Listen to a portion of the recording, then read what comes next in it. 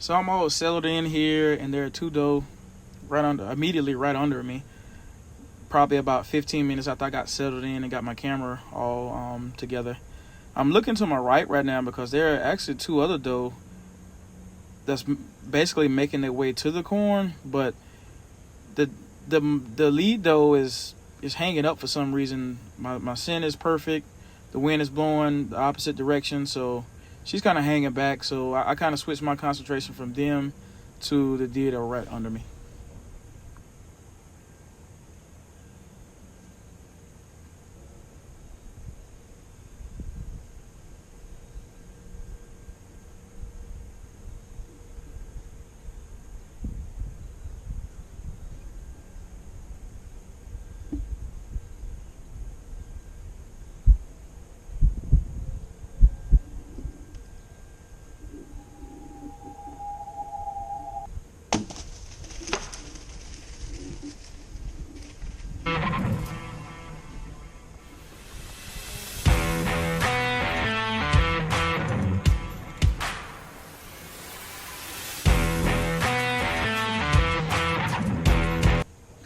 So right after, I immediately identified that the shot was dead on. That's a thumbs up right there.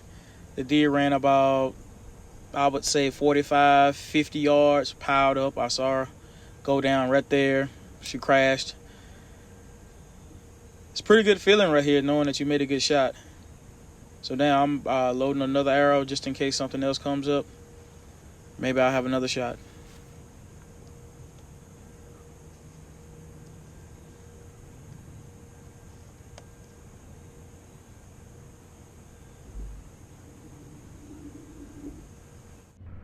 Let's take a closer look at the slow motion.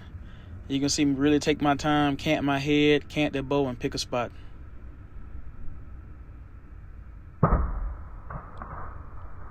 Perfect execution. So I'm checking my GoPro remote that's on my camera, making sure everything is good, still recording, because the last thing you want to do is not hit the record button. After all of that, after everything has come together, all your planning and preparation is executed flawlessly, that's the last thing you want to do is not, have the record button recording, the camera recording. So check that out. So now I'm going to get down and see if I can find a blood trail.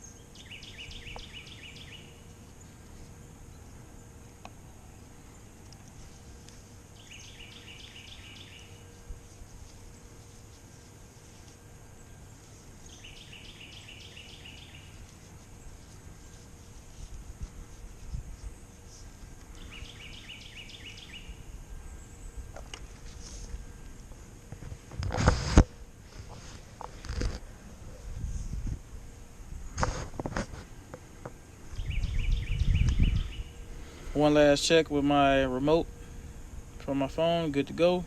Everything's still recording.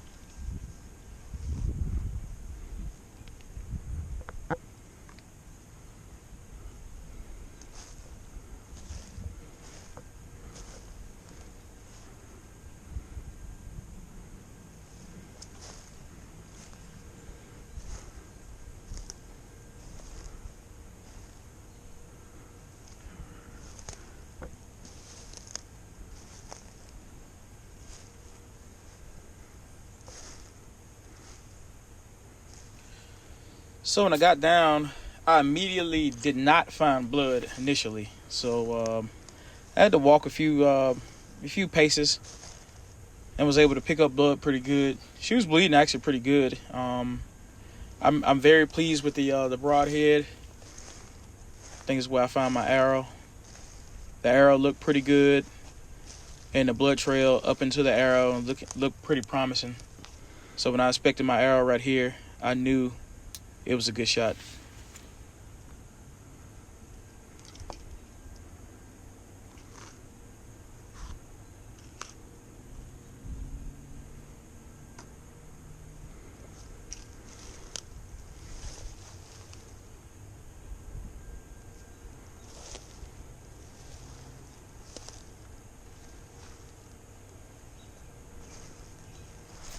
So as I'm tracking, the deer busted about 80 yards from me. Actually pretty close to where the doe was downed at. That was kind of cool.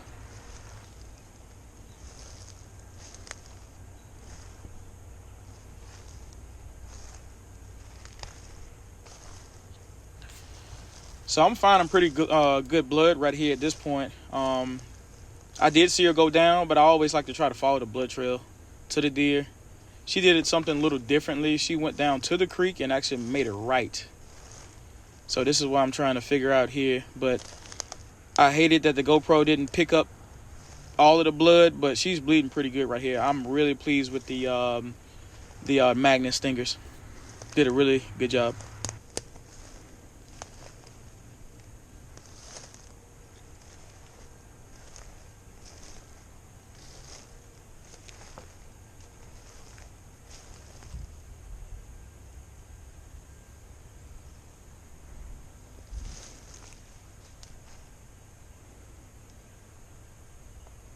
As usual, she didn't do what I thought she did.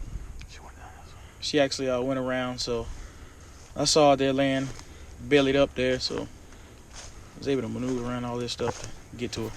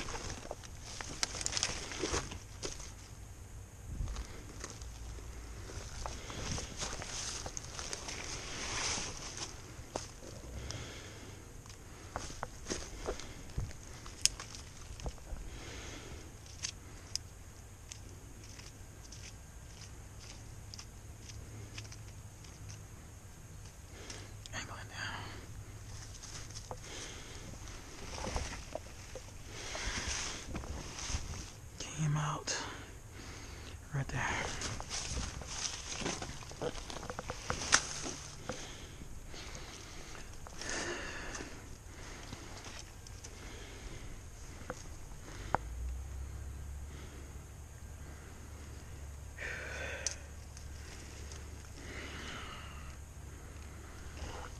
I was using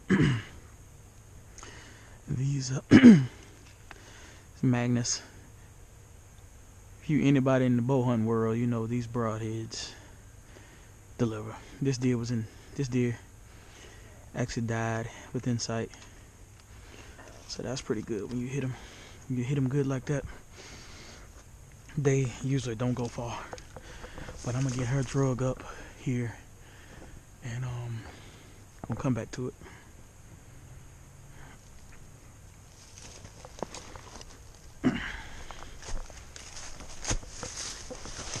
She's heavy.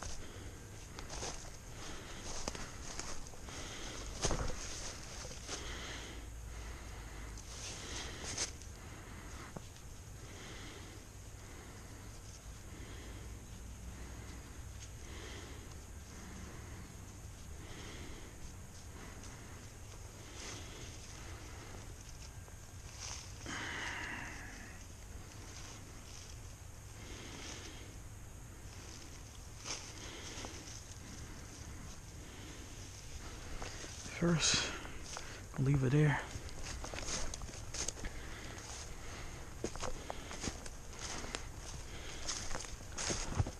Go grab my tags.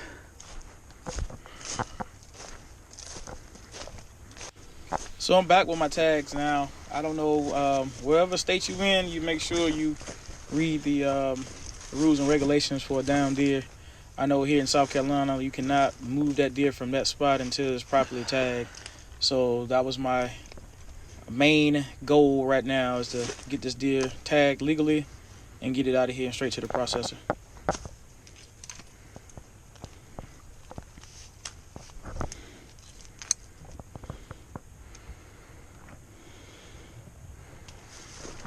That's already pre-made, pre-cut out. And by pre-made, pre-cut out, I mean actually the notches on there, you know, for the date. You got a triangle that you got to cut out for the date, and the triangle you got to cut out for the day. So I went out here and did it at the truck, just to save myself a little bit of time.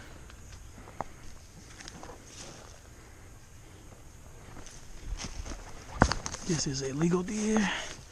Now it's tagged. Let's see if I can get this thing up here. Oh, she's heavy. Big though.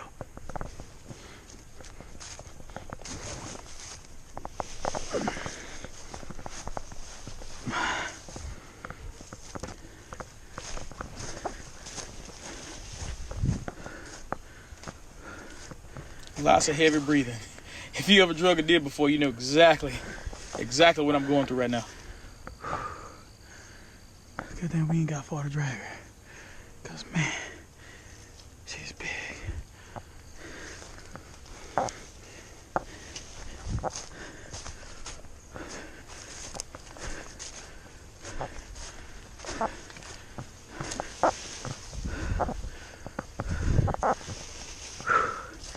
Man, she's big.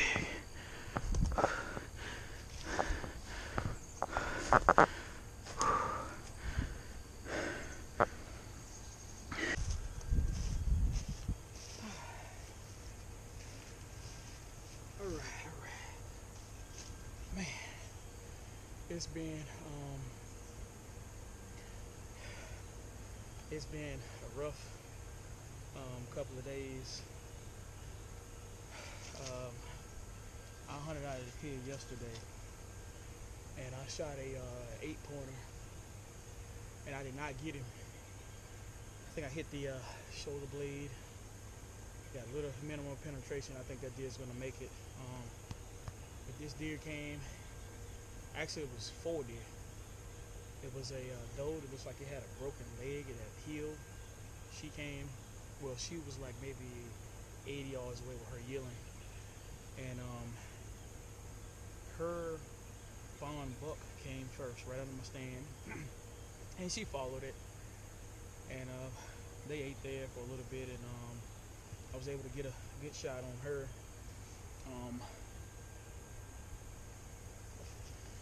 I know a lot of people ask about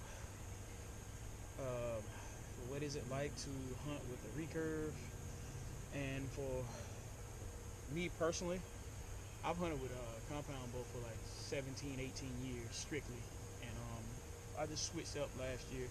This is my 2nd year. This right here is a PMZ. This is an Amazon bow. This is an Amazon recurve bow.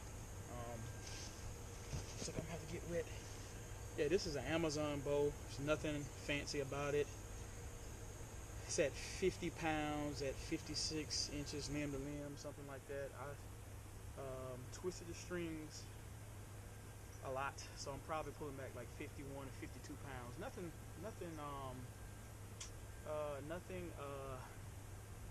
really too major. I'm gonna keep looking at my phone, make sure my it's recording properly. But it's like 53 pounds, something like that. Now, my arrow setup is a little different today. I've been using 400 spine arrows, and they've worked pretty good. There's a slug on my arrow, but I've been using like the Swacker fixed blade. I think they call it 252. Don't quote me, because I'm not actually sure the name of it, but it's like Swacker 252 is like 1.5 inches. But that broadhead is for compound bow, and what I I found out is it's so the angle is so wide. These recurves are not able to push, you know, all the way through a deer. You're not gonna get a pass through with it. But what I use today is the Magnus, tried and true Magnus stingers. Never had any issues. This deer was dead within stings right there, probably 50 yards if that. I'm trying out these boning arrow wraps. I was a little skeptical on them, but they actually seem to be working pretty good. I'm not sponsored by these guys, but these arrows are 500 spine, and they what's that, Sharrow carbon arrows? Sharrow, SHARROW. A little bit heavy arrow, nocturnals. And these are, I got these off of Amazon actually. These are Helix broadheads. Really good broadhead. This one is actually 131 grain. It's supposed to be 130, but extra grain won't hurt. I try to weigh all my broadheads for consistency. But yeah, that's pretty much it. 28 inches, 28, 29 inch draw on my recurve. Put these string silencers from a ghillie suit, nothing major on it. My arrows are 31 inches. Well, my compound is 28, but I think these are 30 or 31. With my experience, those couple of inches, you know, weighted, a little bit more weight on the front end. I like that. I like the flight that these arrows are giving me. But anyway, enough about this. I just wanted to go through this because you guys have been asking, so I figure I'll just try my best to. Oh, and this is a Fred Bear Clipper, quick release, well, snap on or whatever. But this thing is really nice. It just one part clips off, and the other part clips on. It just clamps onto the limb. So this is really cool. So this is it. But this is the doe. She came in, and I really had to take my time because one, I stay away from this right here. This is the shoulder. You want to stay away from that shoulder. So I just took my time and got her right here, right behind the shoulder. May have nicked the shoulder a bit, but I got a complete pass through.